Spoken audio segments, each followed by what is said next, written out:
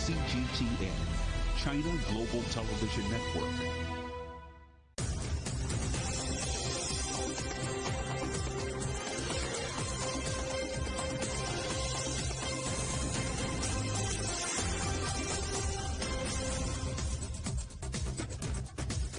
Hello and welcome to The World Today, live from CGTN in London. I'm Polly Middlehurst. Our top stories this hour.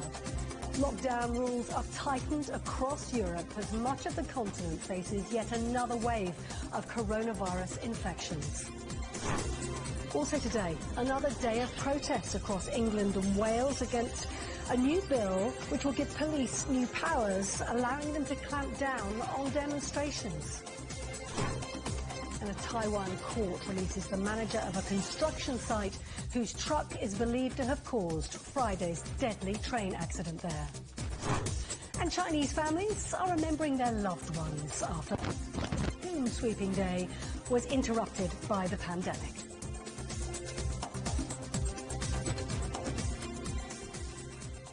Now, restrictions are being tightened across much of Europe today as governments seek to push back the latest wave of coronavirus infections. Christian Easter celebrations across the continent are muted for a second year due to the pandemic, with most authorities banning large gatherings and travel. Rahul Patak reports now from Madrid.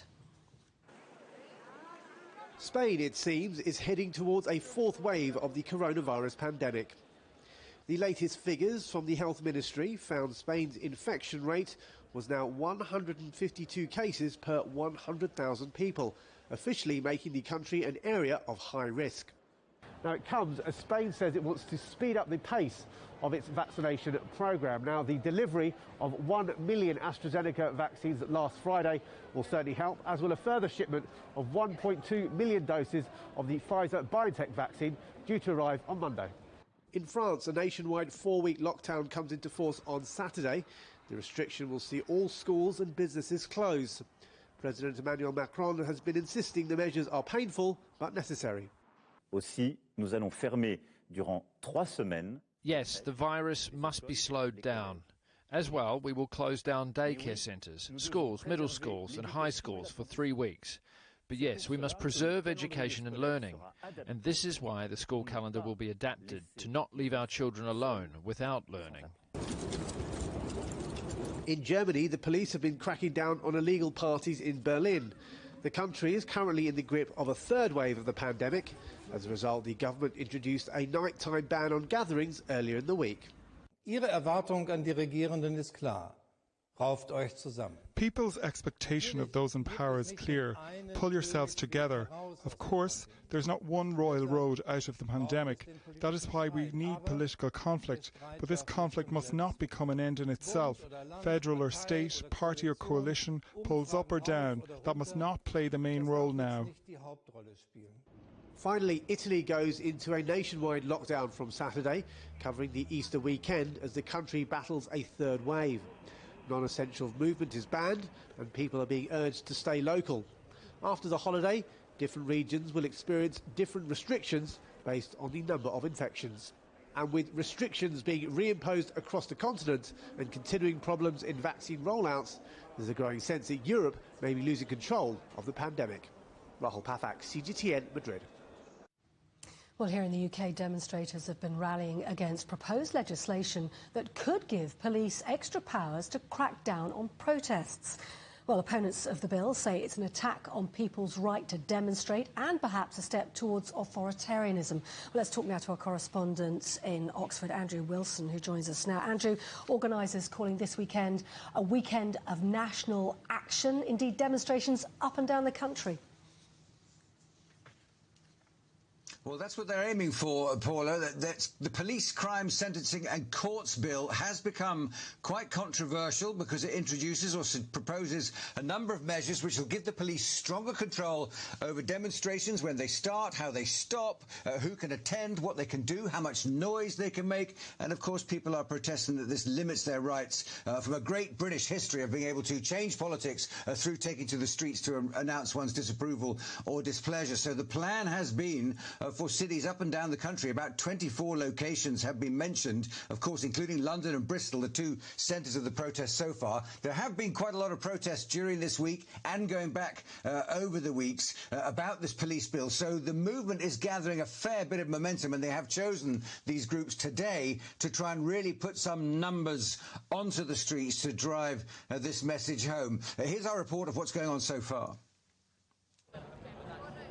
Opponents of the proposed bill joined forces across England and Wales on Saturday. The main demonstration was in London, but 24 gatherings took place from Dorset to Newcastle. They're objecting to the Police, Crime, Sentencing and Courts Bill, which contains a range of proposals, including allowing police to control the timing of demonstrations, to set noise limits, even if it's just one individual, with the prospect of heavy fines and jail terms if people do not comply. It includes offences like intentionally or recklessly causing public nuisance, designed to stop people occupying public spaces. Damage to a statue or memorial could result in a 10-year jail term.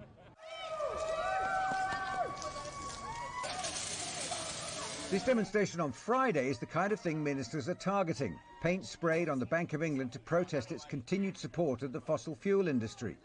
Groups like Extinction Rebellion are well known for occupying public spaces, and the government wants that to stop. But a coalition of opponents, including Black Lives Matter and Green campaigners, have joined forces to say they're anti-democratic, and Britain's history of right to protest is being put in jeopardy. The opposition Labour Party has called the measures draconian.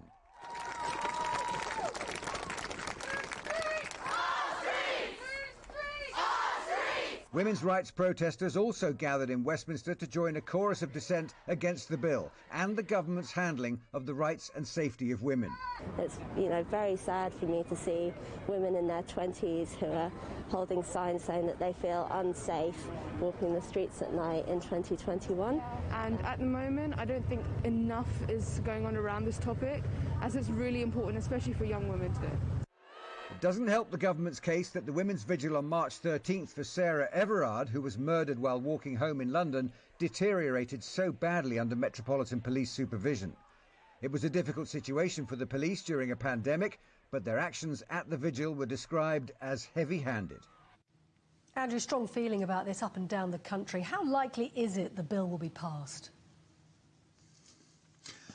It's a difficult one to read. It's already had two readings in the House of Commons. The last vote for it was 359 against, 263 against. That can be expected to change. It's in the committee stage at the moment and go back for a third vote in the House of Commons. The timing is not brilliant for the government. I have to say the emergency COVID measures have reminded people that the government has already taken a fair amount of power away from the people and decided its own way of conducting how the pandemic is run. That's led into certain conflicts with the police and policing that anyway, but also the murder of Sarah Everard at the beginning of last month, and then the vigil that went badly wrong on the 13th, as you saw in my report, has also raised the temperature somewhat. So there are a fair number of fairly powerful enemies within the political body against this bill. David Plunkett, the former Home Secretary himself, when Labour were in power, said that this would make the UK more like Putin's Russia than it is now, calling it a lasting and toxic legacy, potentially, for the Prime Minister. So the protesters know this, and they're putting their numbers on the streets to see if they can't put some more pressure to bring some more of the opposition politicians to bring themselves to vote against it on the third reading. But it is still controversial, and it does still hang in the balance. Andrew Wilson for the moment. Thank you. To Taiwan now, where a court has released on bond the manager of a construction site whose truck authorities believe it caused a train accident that killed at least 50 people on Friday. It happened just north of the city of Hualien when an express train hit the truck, which is believed to have slid down a bank onto the track from a building site. Prosecutors have vowed to appeal against the court's decision. Family members have begun gathering at the crash site to mourn the dead. Sun Yutong from the China Media Group reports now from Hualien. Our apologies. We're trying to get that package to you now. There are actually already 48 victims that have been identified. Many failed to be identified, the remains, because their bodies are actually severely damaged. And I saw the relatives of the victims here. They are actually absolutely heartbreaking, but actually they're quite calm when they're facing to the media. So some family members even need to be supported after walking out of the morgue. So 40 people are now in hospital from among the 178 reported injured, and 2 cars from the 8-carriage train have been removed from the tunnel this morning, and authorities expect that it will take about a week for services to resume. The train hit a truck as it entered the tunnel on Friday morning, and 2 carriages derailed, and 4 others were severely damaged. The truck was parked on the hillside but rolled onto the tracks, as authorities say. Its emergency brake was not properly engaged. Prosecutors have applied to a court to detain the manager on charges of causing death by negligence, and they also questioned the owner of the truck, though no charges have been filed yet.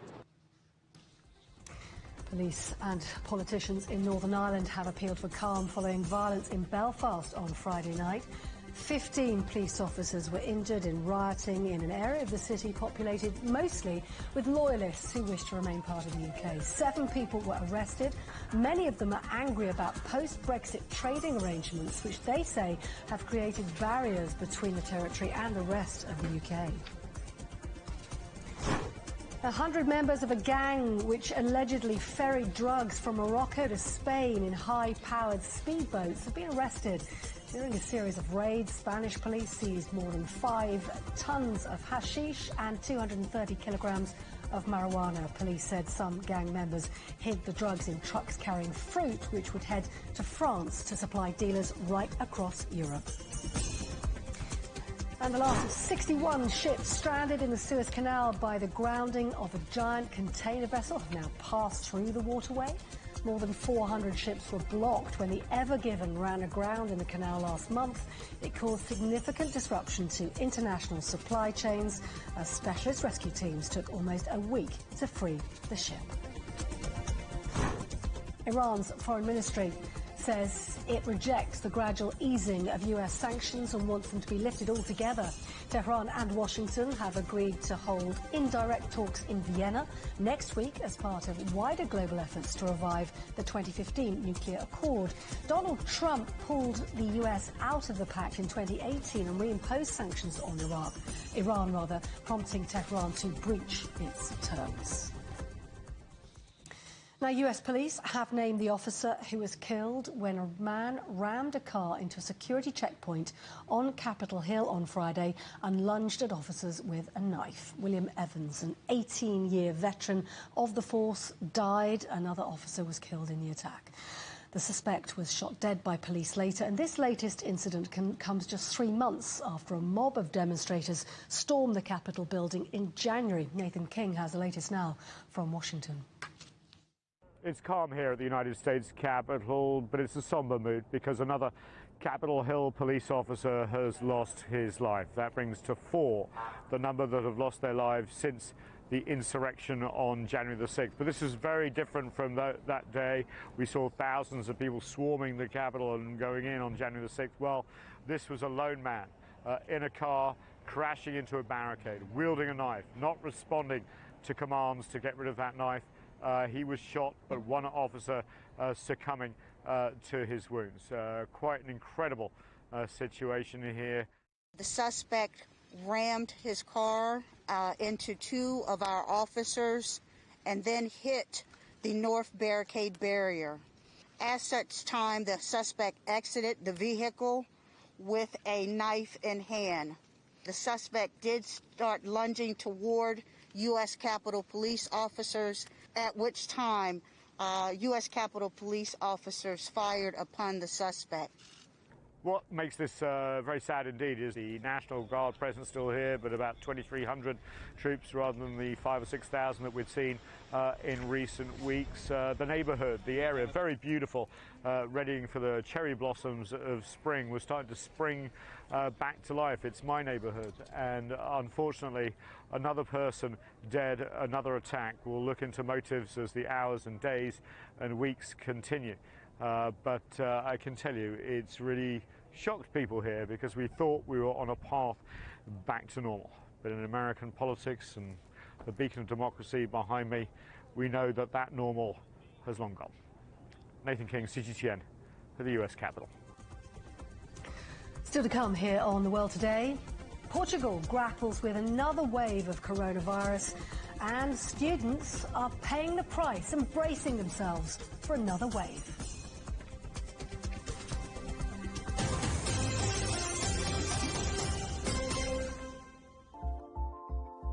Don't forget you can sign up to our daily newsletter. We bring you all the top business headlines straight to your inbox. So sign up for free at this address. CGTN. See the difference.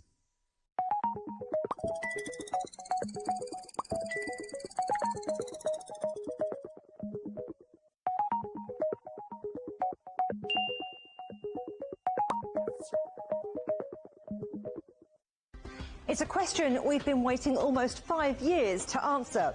It affects millions of people and billions worth of business. Now's the time to answer, what does Brexit mean? CGTN Europe has asked people across Europe. We've analysed the discussion on social media, and we've looked at the facts and figures. Are you one of those who's already feeling the change? Did you take part in the debate on social media? Join us throughout the week on television and online to mark 100 days since the UK reset its relationship with the EU. And have your say as part of our live and interactive show on Facebook from 12 GMT on Sunday the 11th of April. Facing the unknown is always difficult. In a world in turmoil, it's easy to lose orientation. But when the storms come, we have to see the possibilities. Reinvent. Find new opportunities. Discover a path forward. CGTN. See the difference.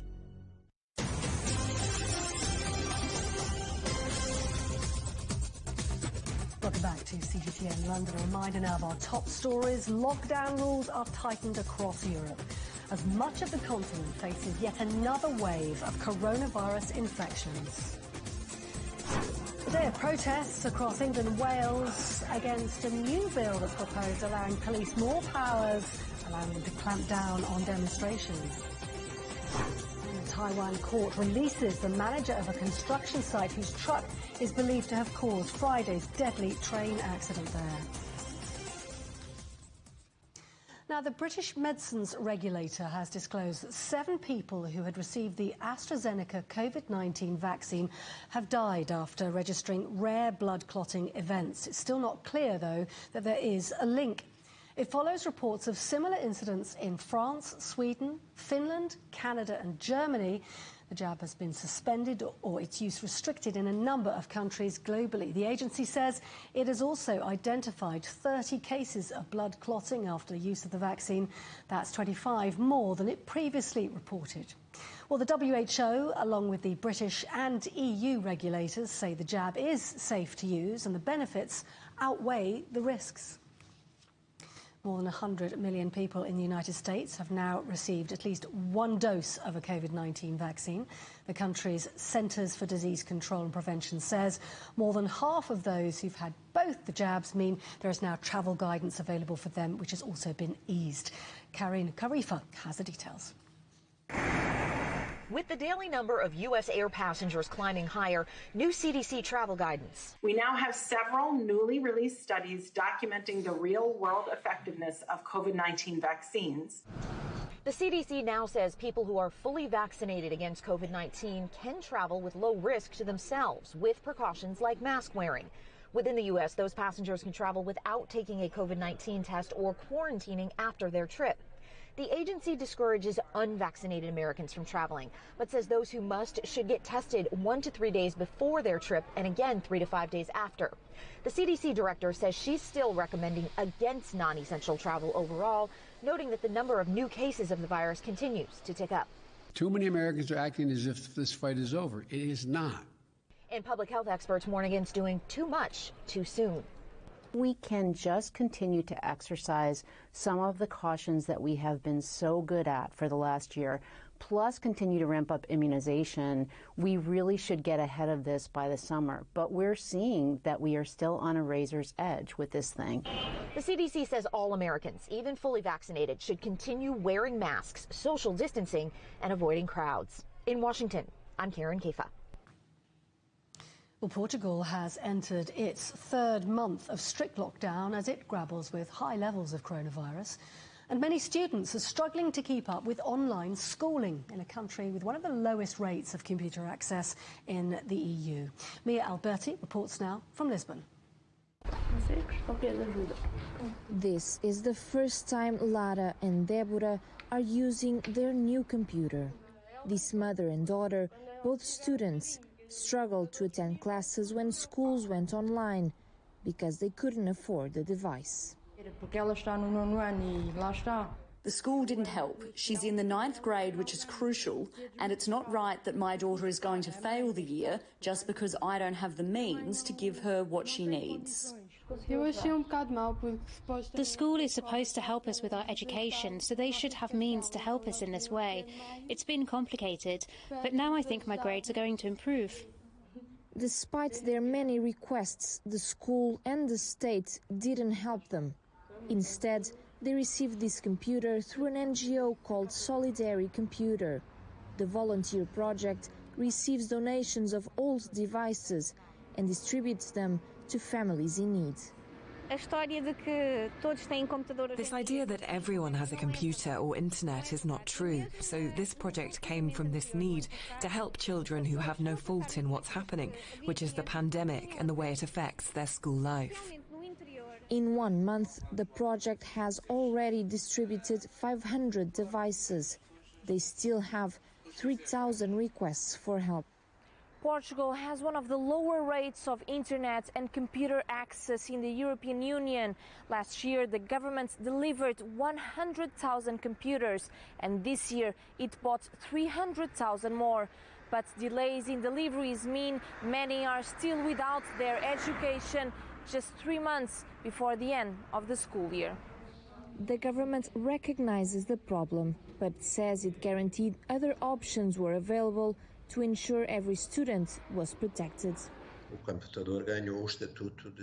The computer did gain the status of school bus, bringing children to class, but the supply capacity was not as fast as we'd like, and even the access to community funds for this operation was slow. This mother also asked for a computer for her son, to no avail. She is resorting to this NGO to ensure her son doesn't flunk this year. The government should do more, listen to the family, see if they have means to buy a computer and then try to fix the problem. We speak, but it seems like they don't care. All schools are due to reopen by April 19th, but thousands of students will have catching up to do, having not been able to keep up online. Mia Alberti, CGTN, in Lisbon. Egypt says it will extend operating hours for shops, restaurants and malls during the Islamic holy month of Ramadan, which begins on April the 13th. This is seen by some as an easing of COVID-19 restrictions, despite the government warning of an imminent third wave in the country. Yasser Hakim reports now from Cairo. The month of Ramadan spurred Egypt's first wave of the coronavirus pandemic in 2020. Because of the traditional daily mass gatherings for worship or meeting friends and family. Although the government fears the same this year, it has actually approved extended summer opening hours for restaurants, cafes and malls. The extended hours will be from Ramadan in mid-April till September. The aim is to facilitate a situation for Egyptians. Studies show Egyptians need an extra hour during Ramadan for shopping or breaking fast or worship, hence the decision to reorganize timings. But at the same time, officials are calling on Egyptians to be extremely cautious, as the third wave could be a very strong one. While extending operating hours and reopening mosques for mass prayers, as long as health measures are in place, the government has banned charity food tables and gatherings in indoor areas, funerals and celebrations. It's a balancing game to keep the economy flowing. Businesses are set to improve from this, not just restaurants, but supermarkets, food sellers and others. The extra hour or two means extra sales, extra revenue for the business, more shifts and pay for the workers. One example is Karam Hussein with his traditional cafe. It's been a tough year for his small business, therefore he has welcomed the easing in restrictions. Of course I will benefit, especially in Ramadan. Everyone will benefit as we also go into the summer. During Ramadan, Egyptians prefer to stay out all night in the streets, in cafes and restaurants, everywhere, so sure I will benefit.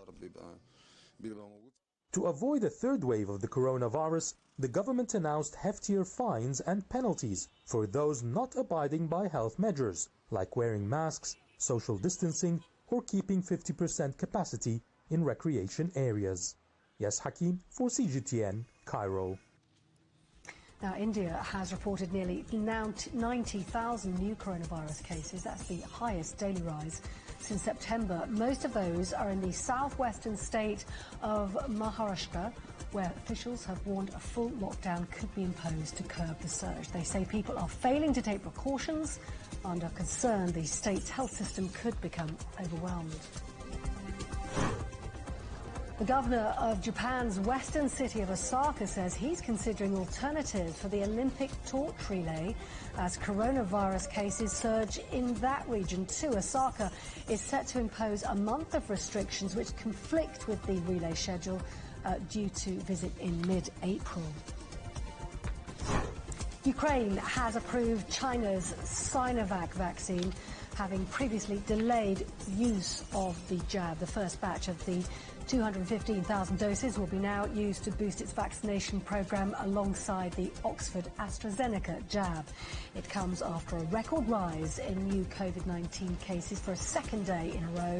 The capital, Kiev, will go into a strict lockdown from Monday, restricting public transport and closing all schools and nurseries. Now, China is celebrating its Qingming Festival. It's also known as a tomb sweeping day. It's when family members visit the graves of loved ones to remember their deceased relatives.